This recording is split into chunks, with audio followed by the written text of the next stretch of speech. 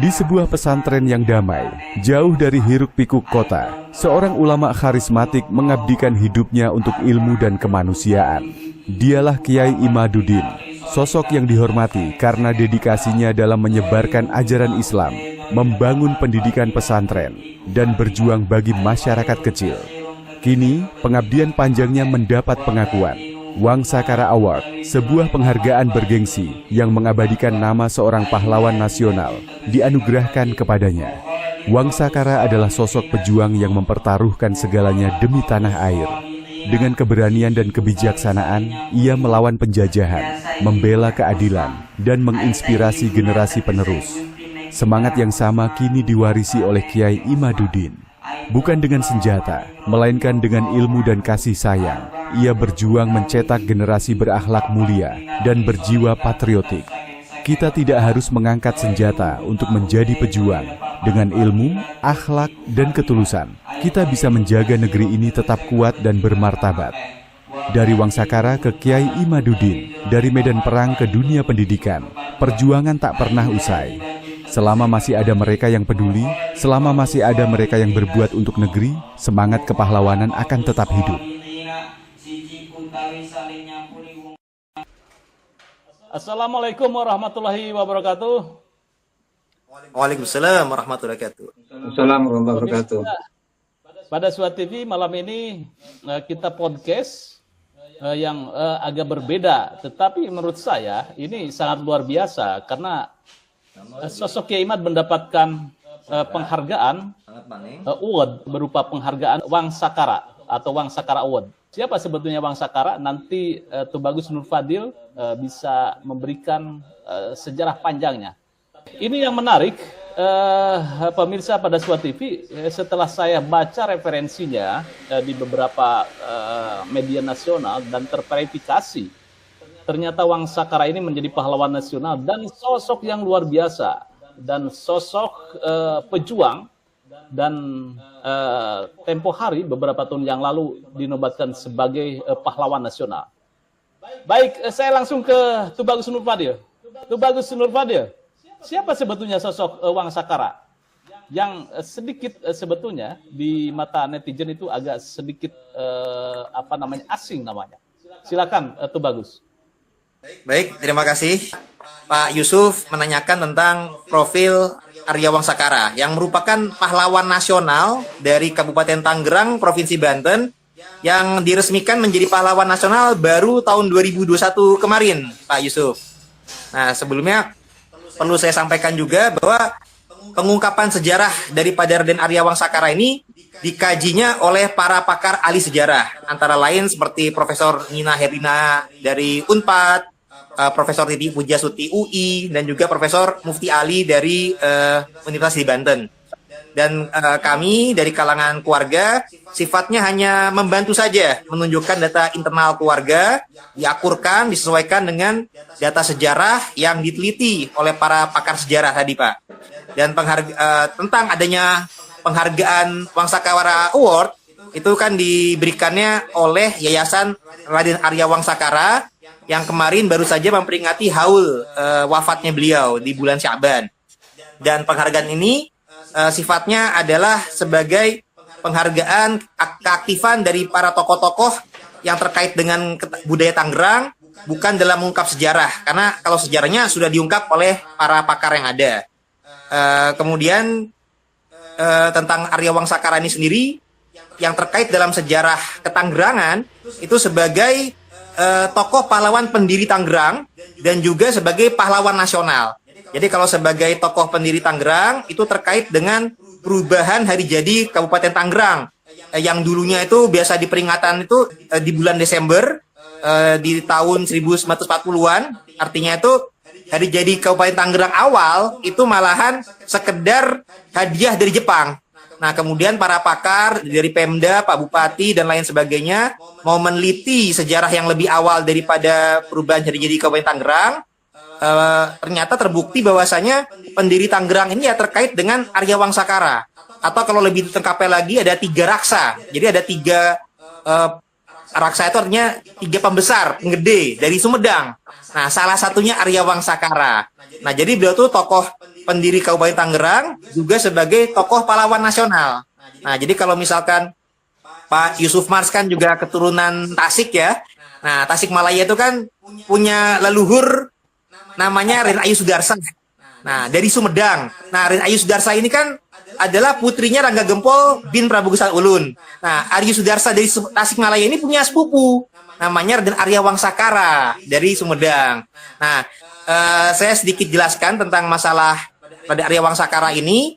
Kalau dalam data internal keluarga kita yang berjudul Paririmbuan Karian Tangerang, Paririmbuan Karian Parahiang, punya berbagai alias nih Pak Yusuf.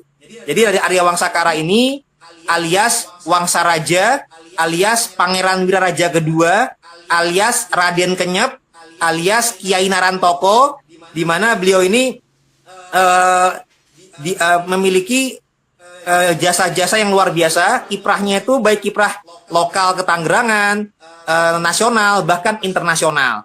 Kalau secara silsilah, Wangsakara ini adalah putra daripada Pangeran Wiraraja bin Prabu Gesan Ulun Sumedang. Berarti benar-benar sepupu dengan Sudarsa. Jadi Sudarsa punya bapak Rangga Gempol 1, itu adik kakak dengan Pangeran Wiraraja, bapaknya daripada Wangsakara. Nah, Wangsakara ini sendiri dalam sejarah dari Sumedang lahirnya, tapi ibunya orang Banten. Nah, ibunya daripada Wangsakara itu bernama Nyimas Cipta, yang putrinya Kidang Palakaran, keturunan daripada Pucuk Umun Banten. Jadi terahnya ke terah Prabu Siliwangi. Kalau dari garis bapaknya, kaitannya ke Sumedang, nanti keturunan Sedatu Kavi Cirebon. Nah, jadi kalau kita runut silsilah garis lakinya beliau dari Sumedang, dari Cirebon, nanti ke atasnya lagi ya, dalam data yang disesuaikan dengan data Cirebon tuh, keturunan Malaka, Maroko, Baghdad, sampai dengan ke Syekh Abdul Qadir Al-Jalani Al-Hasani, Pak Yusuf. Artinya secara garis laki itu beliau keturunan Timur Tengah, tapi bukan Yaman. Nah, ini yang perlu kita jelaskan juga, karena kadang-kadang tuh kalau Wali Nusantara serba dibelokkan, serba diklaim seakan-akan turunan Balawi Yaman. Nah, kalau beliau bukan, garis lakinya ke jalur Muana Maghribi Maroko begitu. Nah, sedangkan kalau untuk Nusantaranya ya tadi itu beliau garis lakinya nyambung ke Sumedang, berarti keturunan Prabu Tajimalela juga, keturunan Prabu Siliwangi juga. Dari garis ibunya itu Nyimas Cipta binti Raden Kidang Palakaran, binti Prabu Pucuk Umun yang kedua, keturunan daripada Prabu Surasawan bin Prabu Siliwangi. Nah, jadi darah Sundanya jelas, tapi beliau juga keturunan Madura dan juga Jawa, karena beliau punya nenek sama-sama Raden Ayu Sudarsa, itu neneknya sama dengan Wangsakara. Neneknya beliau adalah Ratu Harisbaya dari Madura. Nah, Ratu Harisbaya ini adalah putri daripada Pangeran Madura yang bernama Pangeran kakak daripada Prataan Lemah Berem, namanya Pangeran Langgar alias Surapardoto, anak daripada Ki Pragolbo Bangkalan Madura. Nah, jadi Maduranya ada. Nah, sedangkan daripada ibunya Ratu Harisbaya adalah Ratu Pembayun binti Sultan Trenggono Demak bin Raden Patah Demak. Yang mana Raden Patah Demak itu garis bapaknya ke Jawa Majapahit, ibunya ke Cina. Nah, berarti ini luar biasa, ada keturunan garis Jawanya, Sundanya, Maduranya, Cinanya, dan Arab Timur Tengahnya juga ada. Jadi tokoh Wangsakara ini merupakan bapak bersama-sama. Di Tangerang, Banten, ya beliau tuh juga mencakup leluhur punya kekerabatan dengan Sunda, Arab, Cina, Jawa, dan lain sebagainya. Dan Madura juga gitu, Yusuf. Nah, tentang masalah kiprahnya, beliau ini sendiri sebagai pendiri Tangerang, datang dari Sumedang ini bersama dengan dua misan beliau yang lain, yakni Surya Diwangsa kedua, kakaknya daripada Sudarsa. Jadi Sudarsa itu punya kakak laki itu sama-sama hijrah ke Banten, Pak Yusuf. Nah, namanya Surya Diwangsa yang kedua. Nah, jadi Surya Diwangsa kedua, Wangsakara, dan satu lagi Raden Jaya Santika. Nah, mereka ini bertiga pindah ke Banten. Ketika itu mereka mendampingi Dipati Ukur dalam perjuangan menyerang VOC Belanda di Batavia. Nah, artinya itu kiprah perjuangan awal daripada Wangsakara ini justru sebelum beliau bergabung dengan Kesultanan Banten. Jadi dari masa awal tuh beliau mendampingi perjuangannya di Pati Ukur, itu masih usia 13 tahun tapi sudah ikutan perang dalam menyerang VOC Batavia itu di tahun 1628. Jadi kiprah beliau itu sudah dari muda sampai dengan usia tua. Di masa muda, usia belasan tahun, itu ikut berperang, memanah dan lain-lain. Itu di bawah ketika itu kan para bangsawan di tanah Jawa Barat itu diperintahkannya oleh Susuhunan Agung Mataram, yang nantinya kedepannya dikenal dengan nama Sultan Agung. Sultannya itu baru dapatnya tahun 1641. Nah, dulu gelarnya belum sultan. Beliaulah yang mengarahkan para bangsawan Jawa Barat untuk menyerang VOC di Batavia. Nah, jadi Wangsakara itu di masa mudanya itu ikut ke sana. Nah, kemudian nantinya di tahun 1632, beliau karena garis ibunya kan kepada Banten. Nah, jadi beliau dengan keluarganya ini akhirnya bergabung dengan Kesultanan Banten. Nah, kemudian diberikan tempat wilayah di Tangerang. Jadi dulu tuh Tangerang itu wilayah dari Banten. Nah, kepemimpinan Tangerang itu dipimpin oleh beliau berserta keluarganya, para disebutnya 3 raksa. Nah, kemudian beliau ini diutus oleh pihak Banten untuk ke Mekah. Nah, ke Mekah itu berdiplomasi dengan Syarif Mekah, yang saat itu Syarif Zaid Al-Hasani, Pak Yusuf. Nah, dalam diplomasinya beliau ke Mekah, itu di abad 17, pulang kembali ke Nusantara itu di tahun 1638. Nah, yang menarik, artinya ketemu cucu Nabi yang asli nih di Mekah sana nih Pak Yusuf, nggak ketemu orang Ba'alawi Yaman nggak gitu. Nah, jadi di abad itu ketemu dengan cucu Nabi yang asli, Syarif Zaid Al-Hasani, dan beliau menceritakan kondisi di Nusantara itu sedang dalam masa penjajahan oleh VOC Belanda. Nah, akhirnya dari hasil diplomasinya itu, Syarif Mekah yang waktu itu di bawah otorisasi Khilafah Turki Utsmani juga, itu memiliki kepedulian dengan saudara Muslim di Nusantara. Nah, melalui lobby dengan Wangsakara ini kemudian memberikan gelar Sultan kepada raja-raja Nusantara untuk saling kerjasama melawan penjajahan di abad 17. Artinya ini lobbynya ini adalah lobby pan-Islam Nusantara pertama kali ini, Pak Yusuf. Nah, jadi ketika itu Wangsakara melobi dengan Syarif Mekah, namanya Syarif Zaid Al-Hasani. Kemudian hasil dari lobby diplomasinya tersebut, kemudian mulai adanya pelantikan gelar Sultan bagi Raja Muslim Nusantara. Nah, yaitu utama awalnya itu Banten, kemudian Makassar, baru Mataram. Nah, jadi Banten, Makassar, Mataram, sebelum Wangsakara ini diplomasi ke Mekah, gelar rajanya belum Sultan. Jadi kalau secara Nusantara itu di Banten gelarnya Panembahan. Misalkan Maulana Nasruddin Banten itu Panembahan Sabah Kingking atau Sorosowan. Yang Maulana Yusuf itu gelarnya Panembahan Pakelangan Gede. Jadi masih pakai gelar Nusantaranya itu Panembahan. Gelar Arabnya zaman dulu Maulana, belum gelar Sultan. Nah, baru Raja keempat Banten ini yang nama aslinya Abdul Qadir, ketika Wangsakara berdiplomasi dengan Syarif Mekah, dikukuhkan dengan gelar Sultan Abul Mafakhir Mahmud Abdul Qadir.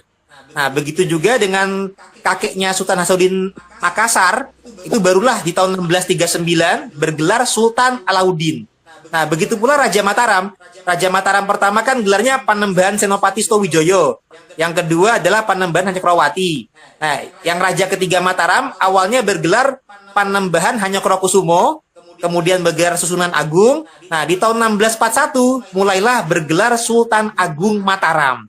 Nah, jadi kalau Wangsakara ini tidak ke Mekah, tidaklah kita mengenal adanya Kesultanan Banten, nantinya Jogja, Cirebon, cikal bakalnya tuh gelar sultannya itu dari sejak sejarah yang ini, Pak Yusuf.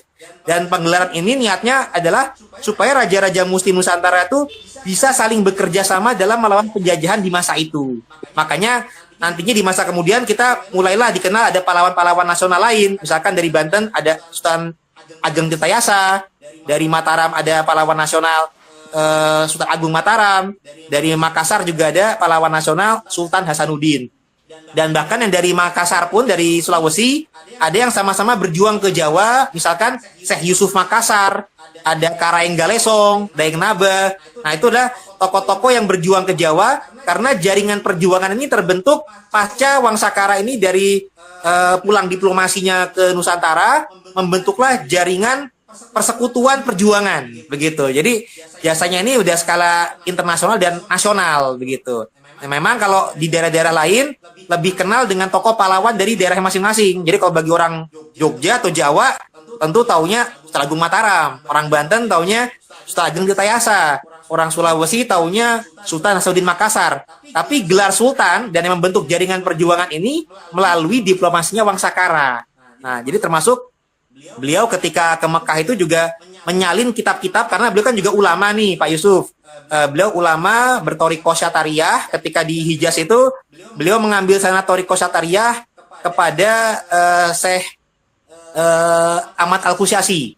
Sedangkan di Madinah juga ke toriko Saziliyah mengambil ijazah daripada Syekh Ibnu Alan. Nah, Syekh Ibnu Alan ini juga menulis kitab untuk nasihat kepada Sultan Banten. Jadi ini beliau bertorikoh dan juga menyalin kitab Insan Kamil. Nah, jadi Insan Kamil itu dibawa ke Banten juga melalui beliau dan juga menyalin Al-Quran di masa itu dan juga dari salinan Qurannya itu beliau juga menuliskan kaligrafi. Nah, kaligrafi ini turun-temurun dijaga di Lengkong Kiai di wilayah tempat beliau dimakamkan yang ada di Tangerang. Nah, jadi artinya beliau ini sebagai tokoh yang lewat jasa diplomasi, masa mudanya umur 13 tahun juga sudah ikut berperang. Ketika pindah ke Banten, ketika pulang dari Mekah di Banten diberikan jabatan untuk memimpin wilayah Tangerang. Nah, termasuk beliau juga ikut lokasi berperang juga di masa-masa Sultan Ageng Tirtayasa melawan penjajah Belanda. Jadi kalau dalam catatan sejarah Banten, beliau mendukung perjuangan juga bersama-sama Senopati Ngalaga di Tangerang. Itu dalam peperangan tuh pakai formasi namanya Manuk Dadali, formasi Manuk Dadali. Nah, itu jadinya tuh peperangan itu tercatat dalam sejarah jelas. Makanya para sejarawan tuh karena menghargai kiprah kepahlawanan beliau yang menyatukan perjuangan-perjuangan dari berbagai daerah, alhamdulillah per tahun 2001 sudah resmi sebagai pahlawan nasional. Nah, alhamdulillahnya seperti itu dan artinya beliau itu kalau secara silsilah garis laki nyambung ke Al-Hasani. Jadi ketika ke Syarif Mekah itu ya silaturahim keluarga cucu Nabi yang asli. Beda dengan Mbak Alawi yang sekedar ngaku-ngaku, apalagi di masa itu belum ada kiprah itu, Pak Yusuf. Baik. Dan apalagi kalau para Balawi itu kan baru sekarang zaman merdeka baru ngaku-ngaku berjasa dengan pembelokan sejarah. Tidak ada namanya pahlawan nasional yang dari kalangan Habib Balawi, nggak ada. Nah, jadi nanti lebih lanjut silakan nanti Kiai Ubaidillah yang menjelaskan lebih lanjutnya. Sementara seperti itu, tapi kalau untuk ini menarik ini luar biasa keterangan dari Bagus Mogi Nur Fadil. Ini award ini Kiai Imad dikasih award Kiai Haji Imaduddin Usman Al-Bantani sebagai tokoh kehormatan bidang penelitian sejarah Raden Arya Wangsakara. Terus kemudian juga Prof. Mufti Ali, terus kemudian Kota Tangerang. Dan sedikit pemirsa, kita belum beralih ke KUB, nanti ke Bagus Nur Fadil mengomentari lagi. Ini sosok Arya Wangsakara yang beredar di internet, apakah betul ini foto atau lukisannya, Tuh Bagus? Ya, ini ilustrasi lukisan beliau. Jadi memang kalau di Banten memang belum ditemukan lukisan data primer itu belum ada. Cuman ketika pengajuan pahlawan nasional itu diminta ada ilustrasinya sehingga adalah tokoh yang ibaratnya yang biasa melukis, biasa tirakat dulu, dapat gambarannya seperti itu dan dilukiskan gitu. Itu dalam rangka memenuhi syarat daripada Pemda untuk pengajuan pahlawan nasional. Artinya ilustrasinya kurang lebih seperti itu, tapi juga wajah ini juga mirip dengan beberapa keturunan beliau yang dari Sumedang. Jadi intinya seperti itu. Nah, tentang penghargaan tadi itu Pak Yusuf, Arya Wangsakara ini sendiri kan dimakamkannya di Lengkong Kiai di BSD Tangerang. Beliau itu wafatnya di tahun 1681. Nah, keluarga besar keturunannya ini ada yang mengurus makamnya itu adalah Yayasan Arya Wangsakara. Nah, mereka kemarin baru saja mengadakan haul peringatan wafatnya beliau dan kemudian memberikan penghargaan atau piagam kepada orang-orang yang dianggap turut berjasa lah di masa kekinian, termasuk Kiai Imad, termasuk Profesor Mufti Ali. Nah, Profesor Mufti Ali ini dari kalangan akademisinya, Kiai Imad sama saya dari kalangan keluarga turunan yang kita sama-sama membuka data dan mencocokkan antara data keluarga dengan data dari pakar sejarah yang dari akademisi. Iya. Nah, alhamdulillah sama-sama berjuang dan sama-sama beliau berhasil diresmikan sebagai pahlawan nasional. Nah, jadi kalau kami sebagai kalangan keluarga mendukung, nah dari Yayasan Arya Wangsakara ini sendiri yang dipimpin oleh Kiai Siroj ini menghargai dan membuat piagam yang kemarin dipublikasikan, diserahkan untuk kepada Kiai Imadin Usman dan Profesor Mufti Ali terutama. Termasuk juga Pemda Kabupaten Tangerang karena tentunya bisanya diajukan kepada pemerintah pusat untuk resmi jadi pahlawan nasional tentunya lewat Pemda Kabupaten Tangerang juga, karena untuk namanya pahlawan nasional itu harus ada pengajuan daripada Pemda. Jadi memang tidak mungkin namanya keluarga sekedar ngajuin saja. Kalaulah pertama tokohnya memang harus berjasa, sejarahnya juga harus jelas, dan juga memang harus ada koordinasi dengan Pemda setempat. Karena kalau misalkan seorang tokoh kepahlawanannya jelas, makamnya jelas, sejarah jelas, tapi kalau Pemdanya juga kurang kepedulian untuk mengajukan juga susah itu. Nah, ini alhamdulillah ada koordinasi yang baik. Pemda Kabupaten Tangerang, akademisi, sejarahnya juga jelas, diajukan kepada pemerintah pusat. Alhamdulillah karena melihat ini tokoh ini tidak hanya tokoh lokal di Tangerang, tapi ternyata skup perjuangannya juga terkait dengan daerah lain, bahkan membentuk jaringan perjuangan. Jadi Arya Wangsakara ini sebagai tokoh bersama, bukan hanya tokoh milik keluarga saja, apalagi secara kesukuan, beliau juga ada tautan Jawa, tautan Sunda, tautan ke Madura, tautan ke Arab, tautan ke Cina. Jadi beliau adalah tokoh milik bersama, tokoh milik bangsa. Jasa-jasanya pun juga luar biasa, dan keluarga kita pun juga tidak menyombongkan masalah silsilah kepada beliau. Kita berbaur sehingga Wangsakara ini yang kesejarahannya sebenarnya luar biasa, masih banyak yang belum kenal. Nah, ini tokoh-tokoh seperti inilah yang perlu kita angkat, karena di Nusantara ini yang berjasa itu banyak, daripada yang diangkat malah tokoh-tokoh yang fiktif, yang nggak berjuang, Pak Yusuf. Nggak berjuang, punya pembelokan. Nah, itu kan kita prihatin. Justru tokoh-tokoh seperti inilah yang perlu diangkat. Baik, pemirsa, saya coba gitu kan. Kenapa Arya Wangsakara menjadi pahlawan nasional? Ternyata memang betul berperang 7 bulan dengan Belanda. Ini perang 7 bulan tahun 1654. Belanda hendak merebut wilayah kekuasaan Arya Wangsakara dan 2 sepupunya. Perang selama 7 bulan tak dapat dihindarkan. Dan yang menarik di sini, Belanda menyerang wilayah Wangsakara ini dari segala lini. Mulai dari Ciledug, kemudian Sangiang, Pasar Baru, hingga Lengkong. Dan menariknya lagi, ini bahwa beliau ini perang dengan Belanda ini tidak kalah. Artinya Belanda pun keteter, sehingga terjadilah gencatan senjata. Ini hebatnya nih. Padahal ketika itu saya yakin bahwa peralatan perang itu tidak seimbang antara Belanda kemudian dengan pasukan Arya Wangsakara. Jadi akhirnya dari peperangan tersebut ditandai dengan berdirinya sebuah tugu atau tengger yang disebut sebagai Tugu Perbatasan yang terletak di daerah Gerendeng, Karawaci, Kota Tangerang. Satu lagi catatan dari saya bahwa beliau ahli strategi perang. Di sini ahli punya pasukan namanya Kurawaci. Jadi sebagai ahli strategi karena mampu membuat tentara-tentaranya bergerak di laut tanpa terlihat saat hendak menyerang pasukan Belanda. Jadi strategi ini bernama Kurawacai. Kurawa berarti tentara, sedangkan cai yang berarti air. Dengan demikian Kurawacai merupakan tentara air. Nah sekarang ini di daerah situ ada yang namanya Karawaci. Karawaci, betul. Dari sini. Yeah. Di sinilah pasukan katak cikal bakal pasukan katak tentara Indonesia mungkin saja meniru dari strategi perang dari Kurawacai yang dibentuk oleh Wangsakara. Baik, ada sesuatu hal yang hebat lagi tentang strategi perang yang dimiliki oleh Arya Wangsa. Tubagus Nur Fadil, silakan. Ya, jadi selain itu beliau juga ketika perang itu pakai formasi namanya Manuk Dadali. bersama Senopati Ngalaga. Jadi artinya masalah strategi perang. Nah, juga yang sebagai betul, formasi Manuk Badali.